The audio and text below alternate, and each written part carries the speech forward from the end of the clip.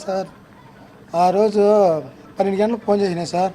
నాకు తెలియదు wrong number అని పెట్టేయమంటే మళ్ళీ కాదు ఆర్మీలో కార్తీక్ వాళ్ళ డాడీ అంటే అవునంటే అప్పుడు ఏమన్నాడంటే సారు ఈ మారితో అబ్బోనికి బుల్లెట్ తాగింది, కొంచెం సీరియస్గా ఉన్నాడు, మళ్ళా కొంచెం చాలా బేజారు చేసుకోవద్దు, తర్వాత ఫోన్ చేస్తామన్నాడు. మళ్ళీ 3 గంటలకు పూసిందని ఫోన్ చేసినారు సార్. మాకేదారు సార్ అంటే ఫోన్ పెట్టేసినారు. ఎన్ని సంవత్సరాలు మీ అబ్బాయి? 10 ఏళ్ళు సార్. 10 ఏళ్ళ. ఎట్లున్నాడు? వాని తరఫున మేము బతుకుతాం సార్. మేము ఏం గెత్తితో బతికేదని మేము బాధపడతాను సార్. పెళ్లి కాలేదు సార్. మీరెంతమంది? నీకు పిల్లలు? కొడుకులు సార్. పెద్ద అబ్బాయి ఆడ టీ మార్క్లో చేసుకున్నాను సార్. ఇద్దరు కొడుకులు, అమ్మాయిలు లేరు? అమ్మాయి లేదు సార్.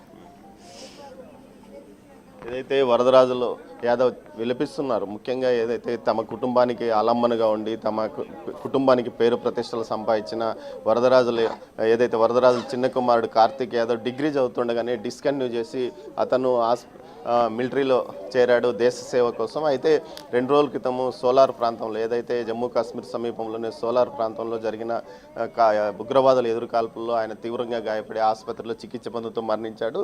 ఈరోజు 1:30 గంటల సమయానికి అంత్యక్రియలు నిర్వహించడానికి అధికారులు ప్రభుత్వ లాంఛనాలతో అంత్యక్రియలు నిర్వహించడానికి అధికారులు ఏర్పాటు చేశారు. ఆయన సన్నిహితులైన ఏదైతే మిలిటరీ జవాన్లు కూడా ఇక్కడికి చేరుకొని ఆయన అంత్యక్రియల్లో పాల్గొనడానికి కూడా వారు కూడా ఇక్కడికి వచ్చారు. ఈరోజు ఉదయం నిన్న రాత్రి 12:30 గంటల సమయానికి బెంగళూరు ఎయిర్పోర్ట్కి చేరుకున్న భౌతికాయాన్ని తెల్లవారుజామున గ్రామానికి తీసుకొచ్చారు. గ్రామస్తులంతా విలిపిస్తున్నారు. ప్రతి ఒక్కరితోనూ అంత సఖ్యతగా ఉండేవాడు, వచ్చినప్పుడు సెలవులకు వచ్చేవాడు, ప్రతి ఒక్కరిని ఇంటింటికి తిరిగి పలకరించేవాడు అంటూ కూడా గ్రామస్తులు చెప్తున్నారు. సార్ మీది గ్రామం, ఎలా ఉండేవాడు? గ్రామ పంచాయతీ. ఈ అబ్బాయి ఎలా ఉండేవాడు? ఈ అబ్బాయి చాలా యాక్టివ్గా ఉండేవాడు. మొదటి నుంచి నేను దేశ సేవ చేయాలా, పోలీస్ డిపార్ట్మెంట్ కావాలని ఇప్పుడు రన్నింగ్ చేస్తూ కనిపించేవాడు. అదేవిధంగా ఈ ఆర్మీ సెలక్షన్స్ వచ్చినప్పుడు చాలా రన్నింగ్ చేస్తూ ఒక పట్టుదలతో నేను ఆర్మీలోకి వెళ్ళాలని వెళ్ళాడు. దాని తర్వాత వెళ్ళిన తర్వాత చాలా విలేజ్లో అందరితో చాలా బాగుండేవాడు. ఇక్కడ వచ్చిన తర్వాత ఇక్కడ ఊర్లో అందరితో చాలా కలివిడిగా ఉండేవాడు. వాళ్ళ అమ్మా నాన్నకు చాలా గారాభంగా పెరిగినటువంటి అబ్బాయి ఈరోజు ఇటువంటి వార్త వినడం మాకంతా చాలా బాధాకరం. అదేవిధంగా ఒక గర్వకారణం. దేశం కోసం ఉగ్రవాదులతో పోరాడుతూ ప్రాణాలు కోల్పోవడం ఒక ఇన్స్పిరేషన్. దేశ సేవలలో ఇటువంటి వాళ్ళు తన ప్రాణాలను అర్పించడం అనేది ఒక గర్వకారణం. అదేవిధంగా కుటుంబ సభ్యులు కూడా చాలా బాధపడుతున్నారు, మా అబ్బాయిని చూసుకోలేమని. అదేవిధంగా దేశ సేవలో తన ప్రాణాలు అర్పించడం మాకు చాలా గర్వకారణంగా ఉంది కూడా వాళ్ళ కుటుంబ సభ్యులు తెలియజేసుకుంటున్నారు. ఏదైతే ఇటు కుటుంబ సభ్యులు ఓవైపు బాధపడుతున్నారు, గ్రామస్తులు బాధపడుతున్నారు. ఈ ఘటనలో ముఖ్యంగా ఈ కార్తీక్ మరణించడం ఈ గ్రామస్తులందరినీ కలిచివేసింది.